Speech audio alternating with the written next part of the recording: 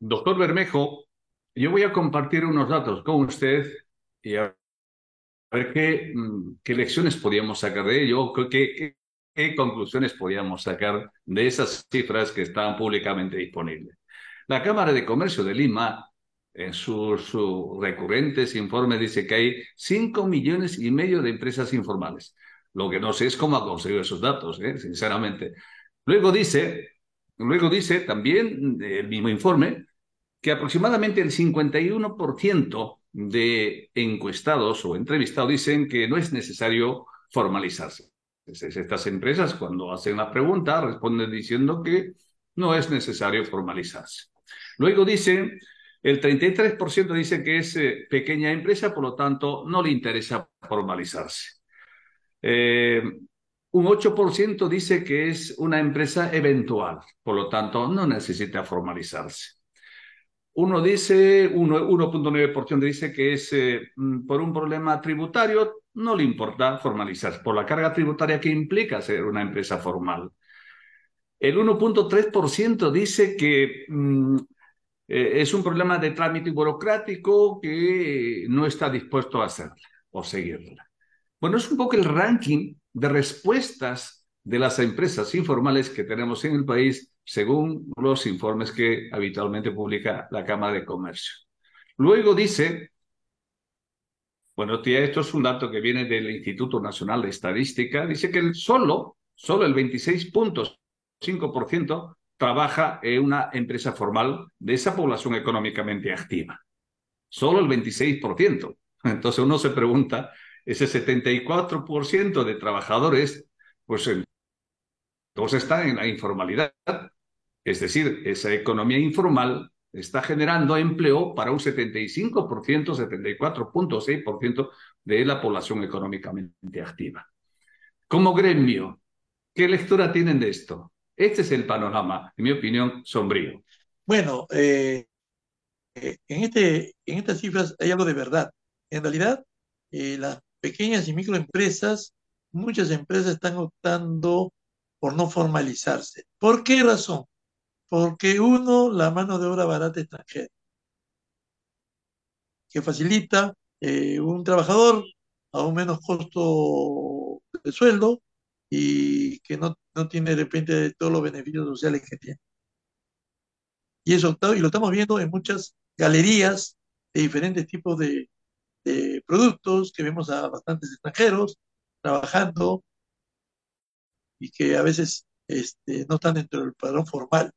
Pero también nace el temor de muchos empresarios jóvenes que comienzan a producir y se encuentran con normatividades un poco fuertes, como el que estoy hablando ahorita, de penalizar el tema del aporte a las FPs, que ya se dio la ley. Y eso es algo grave, porque se ha convertido un tema de un crédito o de una deuda ya a un delito penal.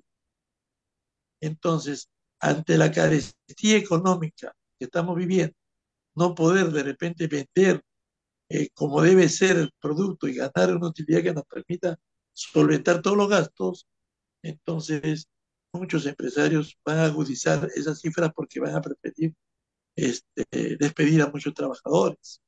Ahora, Tenemos, doctor Verdejo, yo creo que en este tema de la informalidad debiéramos ser algo más creativos.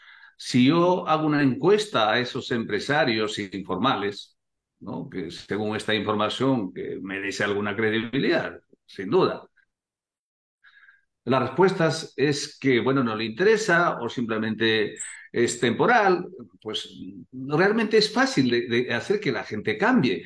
Porque yo creía, y por lo menos según mi propia experiencia personal, es que digamos, una empresa no se formaliza por el costo de la formalización o porque implicaría pagar impuestos al formalizarse. Pero la respuesta de estas empresas encuestadas dicen lo contrario. No se formalizan porque no es necesario, porque trabajando informalmente seguro que ganan más dinero, generan dinero negro y por lo tanto no les importa trabajar formalmente. Entonces, si tenemos este diagnóstico, esta información, ¿Por qué no se da respuesta de otra manera a esa necesidad de formalizar a estos 5,5 millones de empresas que están en esa situación de informales, generando dinero negro? ¿Por qué no otra idea diferente? Porque esto, si esto es así, es relativamente fácil de formalizarlo, ¿no? Dice, alguien me dice, oye, no es formal porque no me da la gana, pero entonces hay que obligarla a que se formalice. ¿Por qué Bueno, no en plantea realidad, una cosa diferente con ACO o los gremios siempre? Una cosa diferente, una cosa distinta, una cosa más creativa, más imaginativa para formalizar. Por ejemplo, le cuento la experiencia de Europa. Europa, ¿cómo formalizan? ¿Cómo hacen que los jóvenes emprendan negocios? Pues primero, haciendo que el costo de formalización sea realmente gratuito, o sea, que no se incurra en costos de formalización en la licencia de funcionamiento, en los gastos notariales, en los registros públicos, etcétera, etcétera.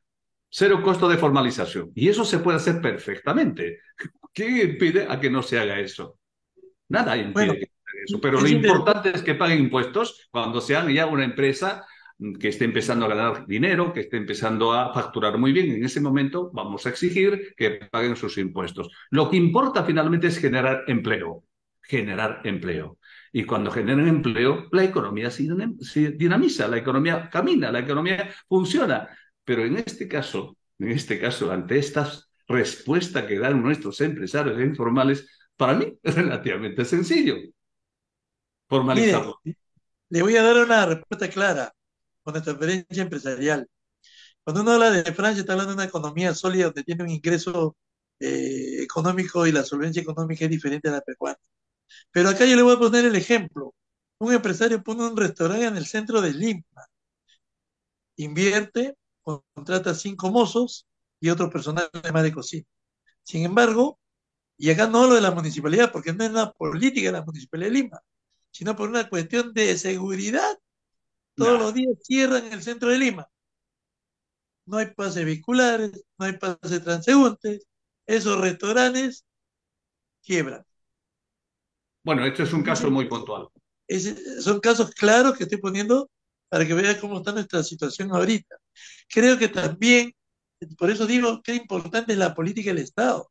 La política del Estado debería ser simplemente el Ministerio Interior. No cierren las calles. Si no hay marchas, si no hay laberinto, ¿para qué cierra? Entendemos que de repente cuando haya un laberinto, una marcha, una protesta, quizás como una medida de seguridad. Pero ahora es normal, todos los días, el cierre de las calles del centro de Lima. Y por lo cual, casi el 60% de esas empresas están quebradas. Usted pasea por el centro de Lima y va a Sí, encontrar sí, sí, sí, locales cerrados. lo hago Es habitualmente. increíble. Pero el centro no es el Lima, no es el Perú, es una partecita. Bueno, está Le muy pongo bien. un ejemplo, claro, le Muy pongo un bien, ¿no? ejemplo, Mire, claro. doctor Verdejo, le doy más datos, le doy más Ya. datos. Hay información oficial el propio ministro de Economía, el actual, Alex Contreras, dice de que las MIPES aportan al PBI con un 21% y generan 99% de empleo formal. Fíjese lo importante que es. Si es importante este sector, ¿por qué diablos el Ejecutivo o el Congreso no le da importancia? ¿Por qué los ignora? ¿Por qué no incentiva? ¿Por qué no promueve? ¿Por qué no ayuda a fortalecerse? Pues estos son datos fresquitos, datos de estos días. Alex Contreras dice de que el 21% del PIB es aporte de las MIPES y el 99% de empleo general es por las MIPES. Por lo tanto, este país camina gracias a las MIPES. Entonces, ¿cómo no puede ser posible que sean medidas que vayan pues, en la dirección de ayudarlos a que salgan del atolladero en la que están ahora mismo metidos? ¿Qué pasa? ¿Ustedes no Correcto, canalizan esas preocupaciones? correcto, claro que sí que analizamos esa preocupación. Y cuando habla del ministro de Economía, no es totalmente exacto, sino que las MIPES aportan mucho más económicamente. Bueno, eso Porque es él lo que está dice. hablando como una prueba Yo creo que sí. de, de empresas formales, pero las MIPES somos mucho más. La MIPE Ya. no solamente es el que tiene una tienda, sino es el simple señor que va con una carretilla vendiendo plátanos o vendiendo fruta. Y está creando también trabajo y fuente de, de- de activación económica. Las MIPE se mueven en realidad, somos como decimos el 98% del país de la fuerza empresarial y somos el ente que en forma más rápida podemos responder para una reactivación económica. Pero necesitamos también que el Estado colabore, nos dé apertura. Es increíble que cada vez que hay una consulta empresarial, se solicita solamente a la Sociedad Nacional de Industria, que es el 2%. Sin embargo, nosotros que somos el 98%, no se nos llama y no se nos consulta. Y en este Congreso Nacional MIPE 2023, que ha sido el 15 de mayo, hace 2 meses, hemos llegado a hacer esa aclaración y esa manifestación pública de que es necesario que el Estado vea a las MIPES como la mejor aliado para una reactivación económica. Ya, Pero pero doctor Verdejo, ¿es suficiente una manifestación, una declaración, un discurso? Creo que hay que ir un poquito más allá, ¿no? Hay que tocar las puertas, hay que presionar, hay que hacer, como dicen, lobbies, porque si estos señores viven de espaldas a un mundo tan importante como este sector, pues oye, seguramente no los escuchará.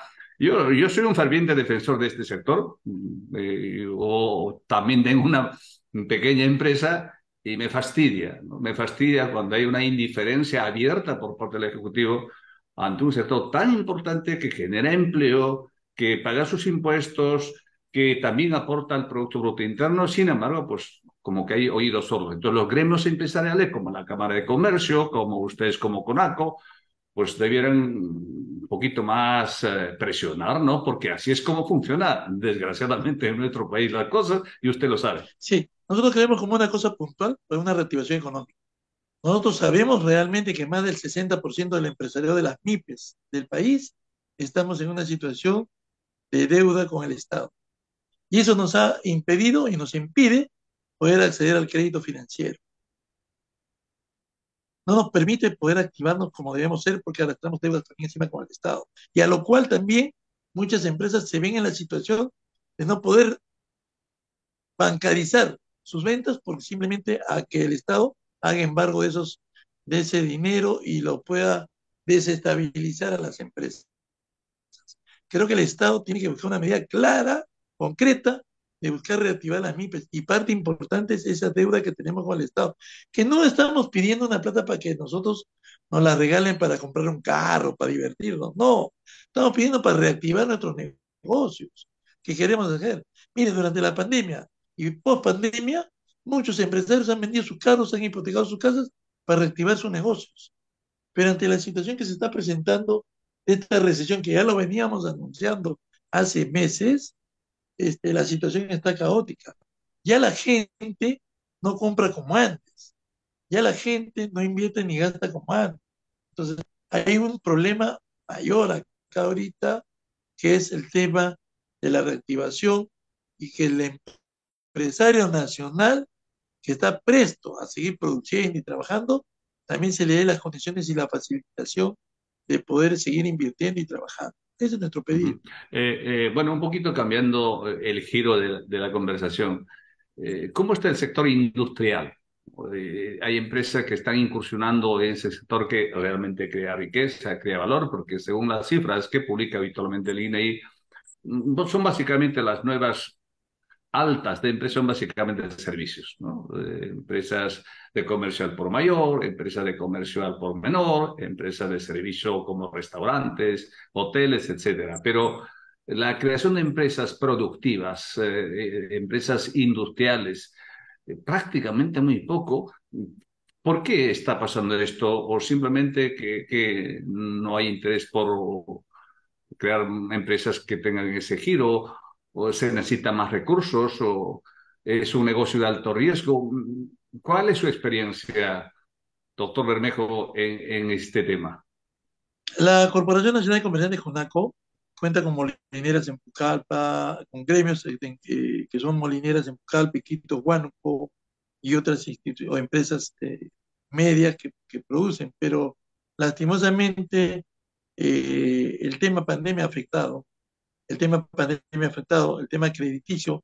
Por decir, muchas empresas tenían un colchón de presupuesto para poderle dar crédito a sus clientes comerciantes, pero a esos comerciantes, al haber caído en deudas con la SUNAT o estar en rojo en Infocor, no les permite poder recibir ese apoyo de productos y de ir creciendo. Entonces, esta es una cadena y es una cadena que el Estado tiene que direccionar rápidamente. El ministro de Economía puede hablar de porcentajes El ministro de Economía puede decir, ha bajado la inflación, pero el ministro de Economía es técnico, solamente se remite a los ingresos, todo que están en papeles. Pero el Ministerio de la Producción es el que tiene la gran responsabilidad de decir, señores empresarios, ustedes van a invertir e inviertan este año en esta forma porque el Estado lo va a respaldar. Señores productores agrícolas, nuestras cancillerías en el extranjero ya no van a ser solamente órganos mero administrativos, sino también van a ser impulsadores de nuestros productos nacionales. Entonces, tenemos que generar toda una política empresarial del Estado. El Estado tiene que volver a ser una institución operativa. El que habla ha sido un alto funcionario de la Contraloría General de la República durante 5 años. Y lastimosamente el Estado ha puesto muchos parámetros normativos que no permiten tampoco al Estado poder gerenciar de una forma rápida, de una forma precisa. Está en una desventaja frente a las empresas privadas. En el sector educación, las universidades han copado los hospitales del Estado como centros educativos, desplazando a universidades nacionales, porque las universidades nacionales no le pueden decir a un hospital, oye, te ofrezco yo contratar tantos profesores, te voy a regalar ecógrafos, te voy a regalar proyectores, lo que le es una universidad privada. ¿Por qué? Porque las normatividades que hay ahora son muy ajustadas que no permiten gerenciar. Y eso tiene que también cambiar en el Estado. Hay que crear una verdadera mentalidad empresarial que permita que el que quiera invertir, invierta, que permita garantizar al que va a invertir que por lo menos 1 año, 2 años pueda trabajar libremente. Mire usted, me habló usted de la normatividad de cuando yo le he propuesto el tema eh, de la deuda que tenemos con la SUNAT. Sin embargo, hemos visto que en el gobierno de Kuczynski y en el gobierno de Toledo se le vía eh, acuerdos conciliatorios se fraccionó las deudas tremendas que se dieron a, a Edelnor, a Electrolima en esa época, a Telefónica, y se condonaron deudas de miles de millones de dólares. Entonces, ve usted que el Estado para eso sí pudo dar, sin embargo, al empresario pequeño, que es el que realmente mueve el parque laboral del país, no se le da esa condición. Se da a las Eh, empresas grandes, pero no a las pequeñas. claro, doctor Bermejo, sería bueno, esto me parece sumamente interesante, de que por lo menos usted tenga esa información de sus afiliados, a cuánto realmente asciende ese monto de deuda que tienen las empresas, las micro, las pequeñas, las medianas, con el sistema financiero. ¿A cuánto asciende? Bueno, ¿No? nosotros, O sea, eso puede ser un argumento interesante incluso para generar un debate académico, un debate profesional.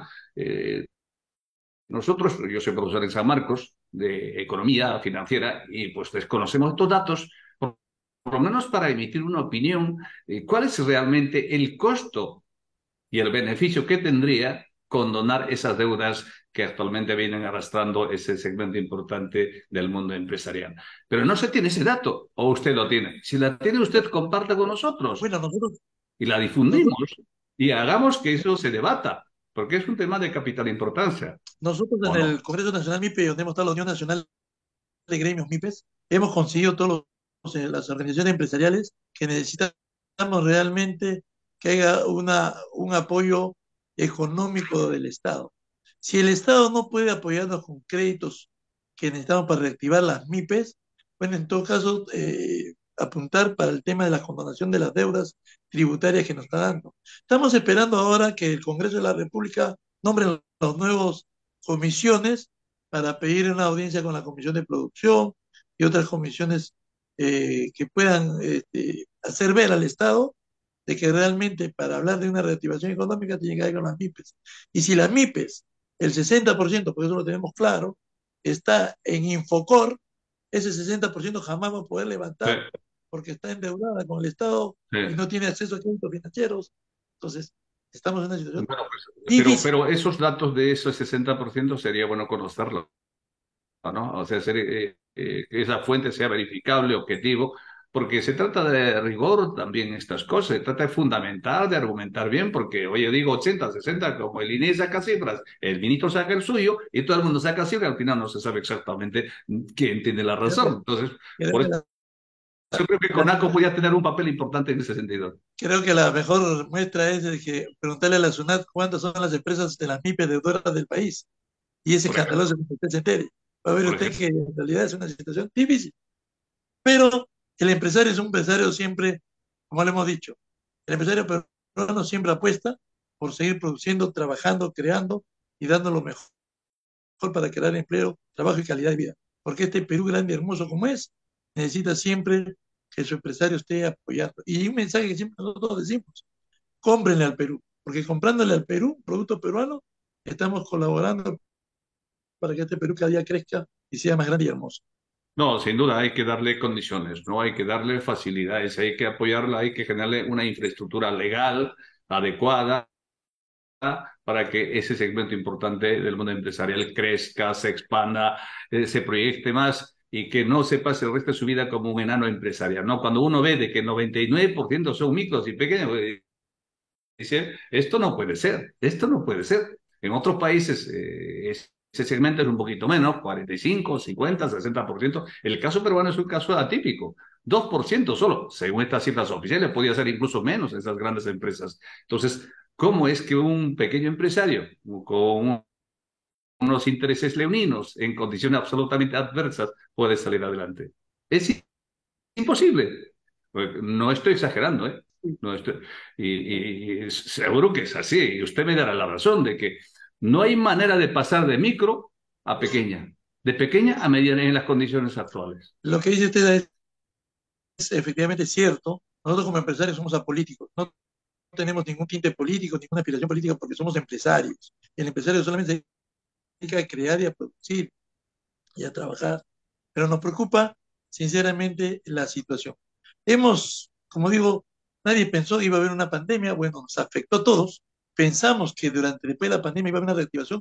Como digo, muchos empresarios han hipotecado sus casas, vendido sus carros para reactivar, pero nos encontramos con un panorama que el Estado no nos ha dado las facilidades. Ni siquiera por el tema de la pandemia han condonado las deudas de la pandemia. Hemos seguido pagando durante la pandemia esos impuestos. Y entonces eso nos ha generado un debilitamiento económico en nuestras propias empresas como invertir. Hemos sumado con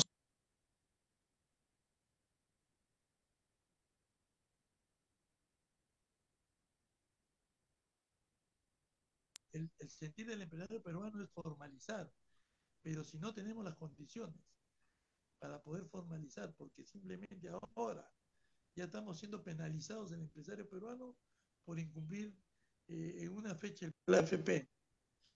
O sea que una empresa por muchas situaciones, hay altos y Sí, bajos, lo sé, hay totalmente temporadas de altas y acuerdo. bajas. Yo sé, yo Y, sé y que en es una así. temporada baja, en una temporada baja ni siquiera nos dan opción a llegar a un acuerdo con el trabajador, sino que sí o sí hay que depositar la AFP. Y si no la depositas, denuncia penal.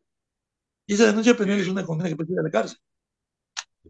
Bueno, ya un poco para ir terminando, esto es un tema apasionante, seguramente tendremos una próxima oportunidad de seguir conversando porque el mundo empresarial es todo un mundo, como decimos, que tiene, digamos, muchos flecos sueltos. Quizá los gremios empresariales, como el que representa usted, pues no está dando con la clave para intentar abrir puertas y que tanto el Ejecutivo como el Legislativo pues tengan un poquito más de mirada distinta, ¿no? Teniendo los datos sobre la mesa de que es el sector más importante que genera empleo, ¿no? Y cuando una persona tiene empleo, compra cosas, consume cosas y la empresa se dinamiza. Entonces, pues, si eso es una cosa tan elemental y no lo entienden, pues no hay manera, ¿no? Pero por eso yo creo que invito a usted a que un poquito, pues, maneje información, datos o cifras, que ayudará mucho, porque hoy por hoy se manejan estas cosas con datos, con fuentes solventes, con información creíble, ¿no? Y eso nos falta. Sinceramente, yo cuando miraba estas cifras, cuando decía 5,5 millones de empresas informales, según CONACO, no, según la Cámara de Comercio. 3 millones de empresas formales. Entonces hay más informales que formales en el Perú. Entonces una cosa realmente anómala y eso no puede continuar. Y si pensamos un poquito en el tema de exoneraciones tributarias y estas cosas, ¿han explorado ustedes en el camino? ¿Alguna exoneración tributaria para este segmento importante que está pasando francamente mal? Pensamos que deben haber varias medidas, pero una de las medidas más importantes es tratar de liberar la situación de la más del 60% de las MIPES del Perú que están deudoras con el Estado. Mira, que estén deudoras con el Estado no van a poder reactivarse porque están sujetas a embargos, están sujetas a estar, no poder entrar al mundo financiero. ¿Y qué empresa si no tiene ese alcance de poder trabajar con bancos, puede crecer? Ujú, No hay ujú. capital propio en las empresas MIPES que puedan decir yo voy a invertir tanto dinero y voy a crecer un montón. Tienes que necesariamente tener el apoyo de donde jugar y trabajar la parte económica de la mano con las cajas de ahorro municipales, con los bancos. Solo no vas a poder. Y estamos ahogándonos porque cada día la situación de la SUNAT es mucho más fuerte, es perseguidora del empresario. Totalmente de Por eso acuerdo. ahí está la respuesta, porque de tanta informalidad, porque todos sabemos que en esta situación es una situación difícil. Por eso que el Estado, a través de su Ministerio de Producción y los entes del Estado, tienen que salir a enfrentar y decir, creamos una política empresarial del Estado y vamos a aperturar de esta forma. Nadie se ha salido a decir eso. Es más, en el Congreso Nacional MIPE, que nosotros hicimos un mes después, la ministra de la Producción y la presidenta fue a la reunión con la Sociedad Nacional de Industrias, pero cuando convocamos las organizaciones representativas de las MIPE del país, que fue el Congreso Nacional, no vino. Entonces, esa política tiene que cambiar, tiene que mirar a los dos lados. Ujú, No se olviden, vuelvo a decir, somos el 98% de la fuerza activa del país empresarial. ujú, ujú, Somos la empresa que más fuentes de trabajo creamos ujú.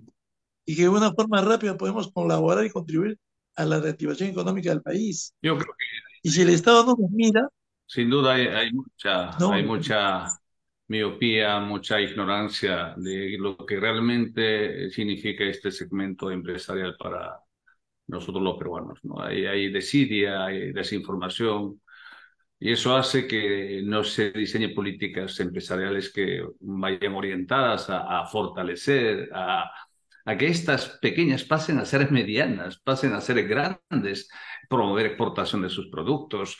Es decir, tantas cosas que se puede hacer para que las empresas peruanas sean competitivas, no solamente en el mercado local, sino en los mercados internacionales. Desgraciadamente no vemos, no observamos. Por eso creo que los gremios como CONACO, la Cámara de Comercio, incluso la Sociedad de Industria debiera tener un rol más protagónico, ¿no? Más activo, más proactivo, más visionario. Creo que eso les falta, ¿no? ¿O no? no, tenemos toda la voluntad, sino que a veces no Pero hay no respuesta basta, del Estado. no basta la Usted voluntad. vio en el gobierno del señor Castillo, ha sido una parálisis de política económica empresarial fatal. Realmente no hubo política de desarrollo empresarial. Y esa es la consecuencia que estamos viendo ahorita con esta recesión técnica.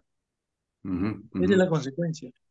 Si pudiéramos hacer un resumen de esta conversación, creo yo, bastante nutritiva, podríamos concluir diciendo de que este segmento empresarial que usted representa está pidiendo, digamos, desesperadamente la condonación de esa deuda grande que tienen estos empresarios. Podría ser digamos, una preocupación urgente. Sí, creo que Eso sería es una... lo que haría que se aliviasen financieramente estos empresarios. Sí, O sea, es nosotros la hemos primera visto, prioridad que ustedes plantean en este momento, como CONACO. nosotros hemos visto técnicamente que necesariamente tiene que haber una exoneración que no pase de las 300 unidades impositivas tributarias, Ya. porque somos pequeñas y medianas empresas, que eso es lo que Ujú, abarca las deudas. Entonces, eso nos va a permitir, de una forma inmediata, poder liberarnos de la situación que estamos ante los bancos y poder acceder a los créditos financieros. Mire, el Estado puede dar un paquete financiero. Ese 60% de empresas no pueden tampoco acceder porque están como deudora del Estado. Entonces, necesariamente, realmente, tiene que haber, si no hay una inyección económica real que pueda decir, esto es para la reactivación económica del país, Bueno, en todo caso, arrastramos un paquete de deudas con las empresas MIPES, liberémoslo pues, para que ellos vayan y ya tengan libertad con las empresas financieras privadas, poder generar economía, trabajo, fuente, invertir y crecimiento económico de las empresas que contribuiría en el desarrollo del país. Bueno, yo creo que hemos llegado al final de este programa Economía y Desarrollo y agradecerle, doctor Verdejo, por esta oportunidad que nos ha dado de conversar sobre un tema tan importante como es el segmento empresarial y ese segmento que está duramente golpeado, sobre todo en estas coyunturas de crisis económica que padece nuestro país. Muchísimas gracias por estar con nosotros con Economía y Desarrollo. De igual Bueno, manera, felicito su programa, un programa realmente concluido que toca temas reales de cuanto al desarrollo del país. Y no se olviden nuestro mensaje que siempre damos en CONAC. Por favor, tú peruano, tú amiga peruano, cómprale al país, cómprale un producto nacional que son productos de muy buena calidad, que tienen calidad de exportación, y comprando un producto nacional estás contribuyendo a que el empresario nacional, las empresas del país y este Perú cada día crezca más. queda dicho. Muchas gracias. Gracias.